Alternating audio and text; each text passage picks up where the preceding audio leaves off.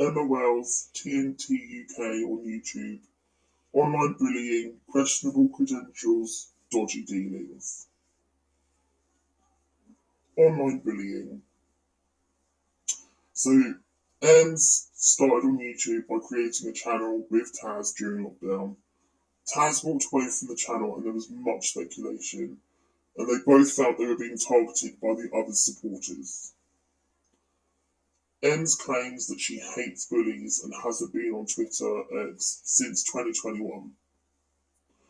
However, she's been identified as @HerePiggyPigPig and @0HappyHopper0. You can see here post from 23, the big reveal @0HappyHopper0, replying to Bling, which is one of Russell Green's sock accounts, and Avid Gardner, I'm Ems. And you've got several others there. I'm Ems, you have my permission, tell us what I did to Taz, tell Russ what happened. I'm Ems, I'm telling you to let everyone know what I did to Taz. And you can see there Megan's mole showing several of the sock accounts from Emma. And here we have Taz reacting, saying like, oh my god, I thought I knew Emma. She was attacking me, I was hysterical in Spain trying to get help for someone who had taken an overdose. And she's just getting abuse. And it turned out it was Emma. And she likes to send these messages, go, come on Taz, dish the dirt, tell me the juicy gossip. What did she do to you, Taz? And also there's several about Taz's husband, still on the, I'm assuming that's supposed to be a BDSM website. Taz is a pathetic wet rag. And there's a lot of comments about Taz's relationship with her husband. And that's because it's been widely reported that although they were friends, Ems was providing Taz with counselling. Taz had sessions with her about her relationship problems, and then Ems divulged that confidential information. She broke confidentiality. And you can see here, is your hubby still on the BDSM site? You're not up to the task. You've got a couple of posts here just being spiteful about Taz and Avid Gardner. Jumping on the Atalanta 2023, which is Russell Green, bandwagon targeting Trevor Cole. And there's these links to Christopher Boozy. Em says that she spoke to Christopher Boozy to ask him to get people to back off, to ask for help with the Sussex squad bullying her. But he says there's more to it, and actually there are speculations that she's working with Christopher Boozy to create discord among the Megxit community. So, I don't know, but there's links there. In conclusion, she's clearly a bully. Questionable qualifications. There's long been rumours that Ems is not a qualified therapist. Is she even sure? So these are screenshots of her taglines. Accredited psychotherapist, qualified therapist, professional background in psychotherapy, certified psychotherapist, and apparently a trained life coach. But it seems to change on a whim. So we deep dive on her Facebook. We've got University of Brighton, studying a postgraduate in depression and eating disorder in 2010, which doesn't make sense. We'll later see why. But there isn't a course just called eating disorder, depression. Those courses don't exist.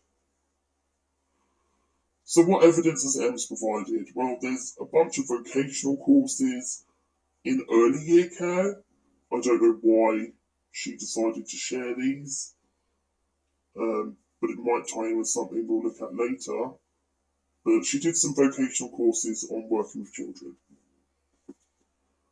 And then this is what we have for the counselling. So we've got a level 1 introduction to counselling certificate, and then this very blurry picture of her degree from Brighton University. So I've edited it to make the text clearer, and it says Emma Wells has been awarded the foundation degree in science with merit in person-centered counselling. And that was 2013. So that's a 3-year course that she started in 2010. But remember, that course said it was postgraduate, but she hadn't graduated yet. And we'll see later as well that she claims to have a BA Honours, but there's no evidence of that that's been provided by her. She doesn't like people calling her out on it. So this is a YouTube comment that was shared onto X. And one of her viewers is saying, you haven't given any evidence of who you are. No CRB, no proof of where you are registered, just your word. And Em's response to this just with abuse. You're part of a smear campaign against me. You're a liar. Stop spreading these lies. And that's people just questioning her credentials. So she is qualified. But using terms like certified and accredited implies she's accredited by the BCAP. She stated that therapists do not need to be regulated, which legally is true. But she's never talked about the fact that there's 3 organisations that she could be accredited by, but has chosen not to. So you can see here, whilst they're under no legal obligation to become a member of a professional body, membership means a member has met certain requirements set by their professional body and must abide by a code of ethics and complaints procedure. Counsellors may choose to join an accredited register to show their commitment to giving you good care. She could stop all the accusations by getting herself accredited, so why doesn't she? It's reasonable to consider that the use of terms certified and accredited are misleading to the average viewer. It implies that she is being governed by one of these bodies. This is a certificate of accreditation from the British Association for Counsellors and Psychotherapy. EMS is not accredited. How do we know? Because you can search, you can have a look, and Emma Wells is not accredited by the BACP. Psychology Today has a register of counsellors that are accredited by the British Psychological Society or the National Counselling and Psychotherapy Society, and you can search for a counsellor and you can search for online therapy. And Emma Wells is not there. Is she a counsellor or a psychotherapist? Now, the law doesn't distinguish between the two terms. So legally, she can call herself a psychotherapist. However, a psychotherapist is understood to have medical training and that they work with complex mental health conditions like schizophrenia, personality disorders, and the sessions occur over months or years, whereas a counsellor is traditionally understood to be less qualified, a foundation degree perhaps, and they work with common problems like anxiety, self-esteem, bereavement, and it's a few weeks or months, and it's goal orientated. Normally you'll use some CBT, thought experimentation, that sort of thing, but there'll be a goal that you set out to achieve over, it's usually 6 sessions. Therefore, it's reasonable to assume that using the term psychotherapist is to deliberately encourage the belief that EMS is qualified to work with complex mental health conditions. And that could actually be dangerous if she gets clients with psychosis, dissociation, personality disorders, when she is not qualified to deal with that. She states she's a trained life coach. There's no educational requirement. It's a completely unregulated profession and one that's generally looked upon badly among people working in mental health. And there's no evidence of any training in coaching. She didn't provide anything like that, just that vocational course and her foundation degree.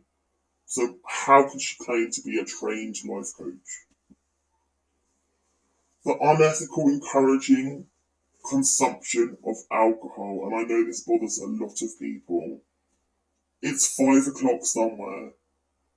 So grab that drink of choice. Add a little something something to that drink of choice.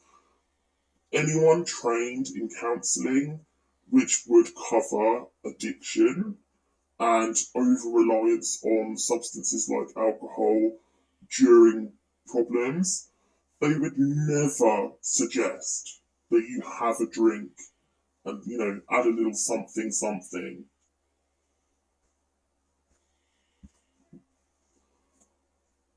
While legally correct, her claims are at best morally dubious, and she does not appear to behave ethically as a therapist and appears to be exaggerating her credentials. Dodgy dealings. Schools Out Inc. Limited. So remember she had those early years vocational courses. Well, even after doing her degree, which she finished in 2013, somehow Emma, and it is her because that address that's blurred out is her home address, was appointed director of this company for 20 days. So for 20 days, she was director of a company 90 miles from her hometown, and the company dissolved after 17 months. There's no nature of business. There's no outstanding website. You can't find anything about this company. So what the hell was going on here? Dodgy reviews. If you look for Emma on Bark,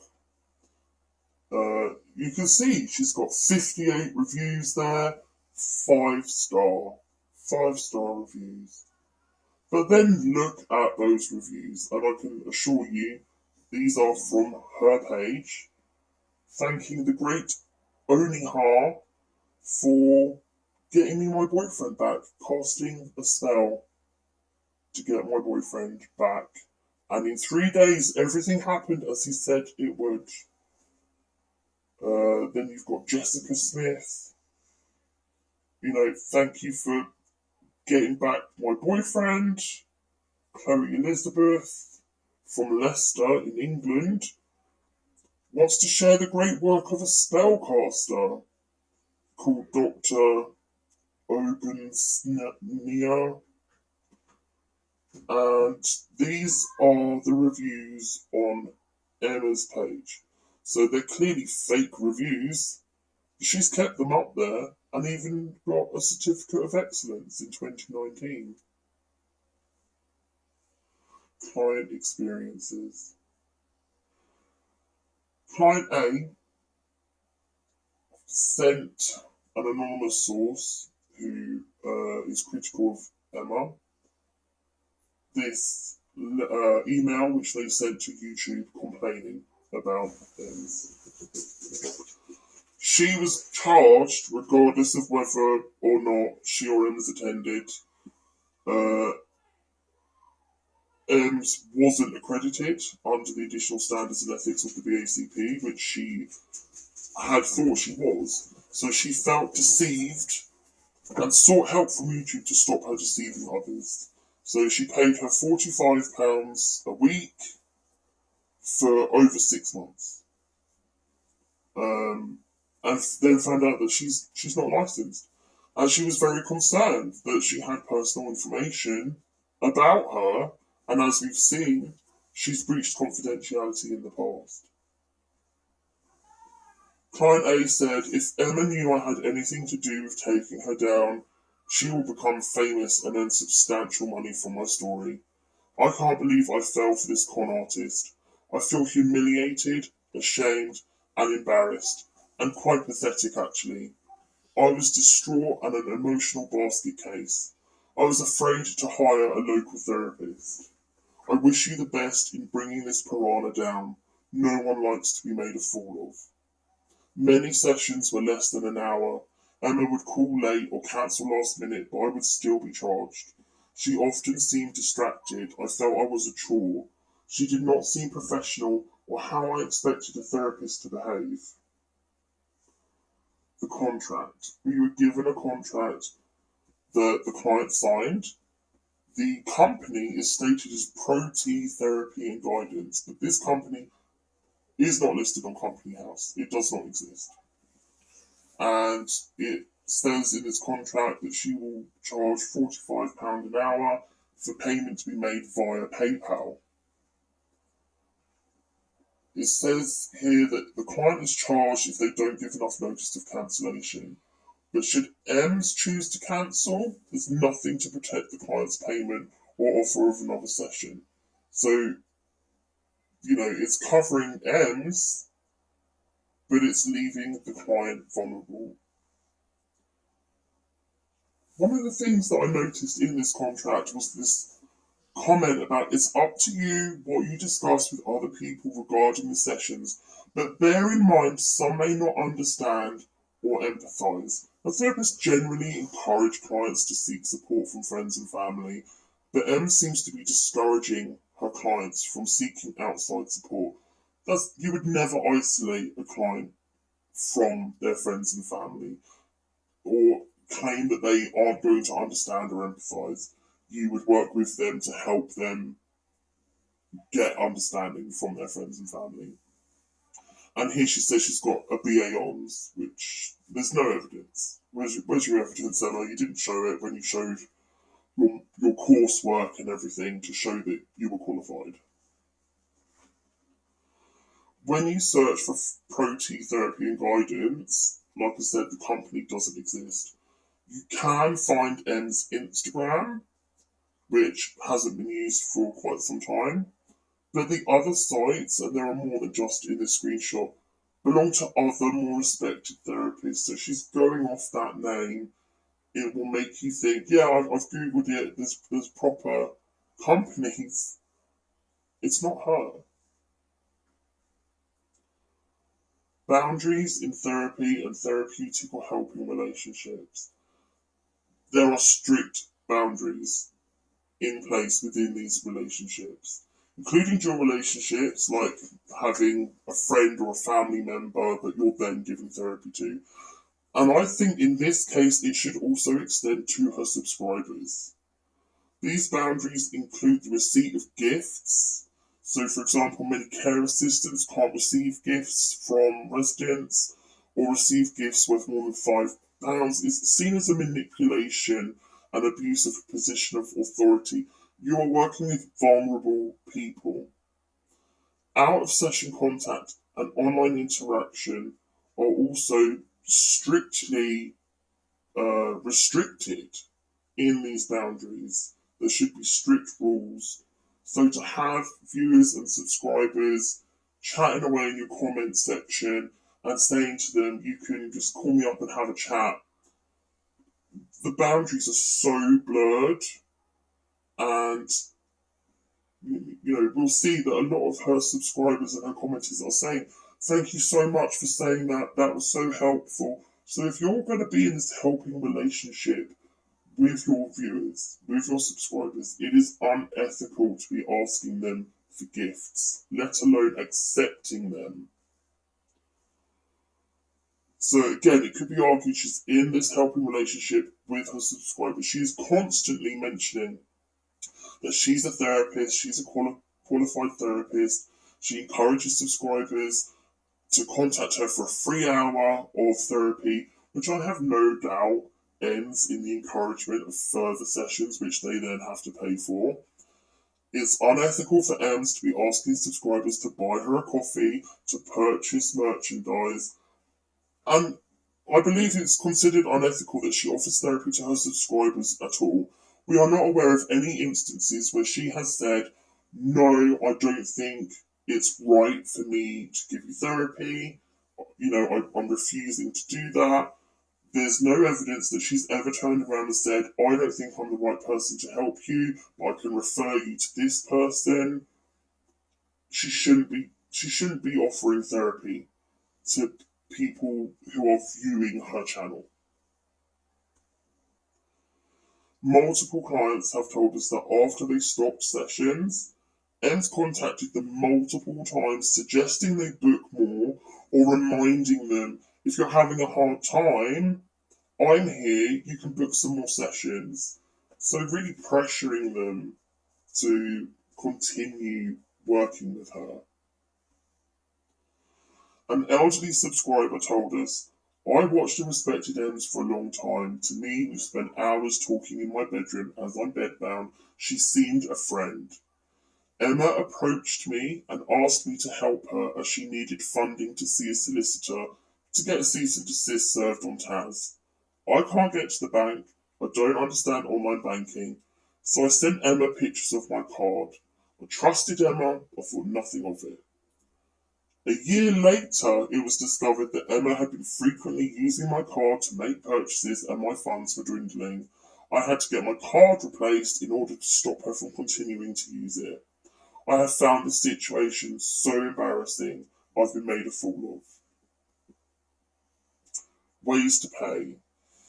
So as well as sharing her PayPal link, Ems also has a page of merchandise with hoodies, tank tops, tees, and travel mug with graphics on, and you can support your favourite YouTuber for £18 to £32. Or you could buy her a cup of tea. This is quite interesting. So each cup of tea costs £5. And Em says that she created a page where you can buy me a cup of tea to support me helping people who cannot financially afford to access therapy. So by supporting me here, you're helping others by paying it forward. Without you, I couldn't do it. For every £45 I receive, this will go towards helping someone who struggles to have free therapy or life coaching with me.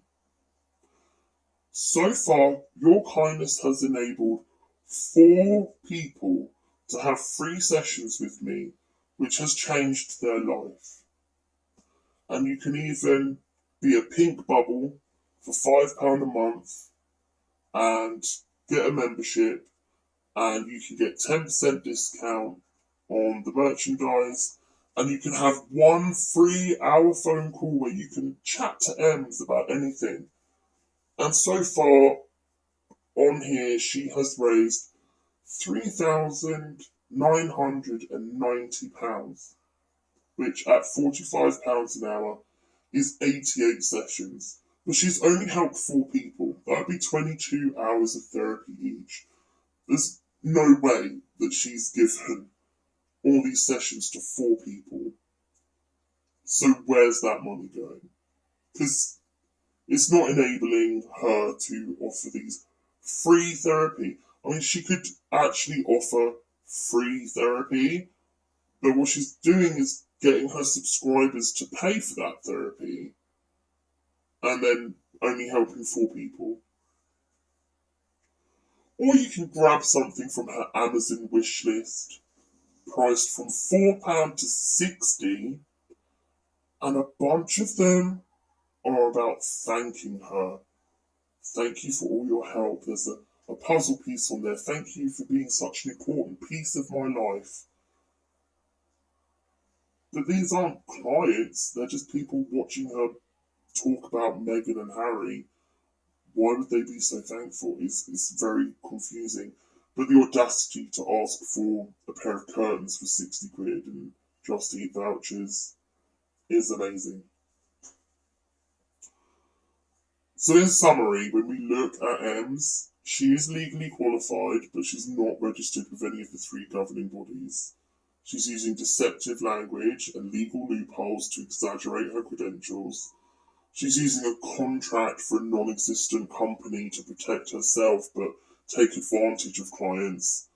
She's exhibited unhealthy boundaries with the chats to viewers and members, and the breaching of the confidentiality. Free sessions to people who are hard up, but she's only helped 4 people, despite having the payment that covers 88 sessions.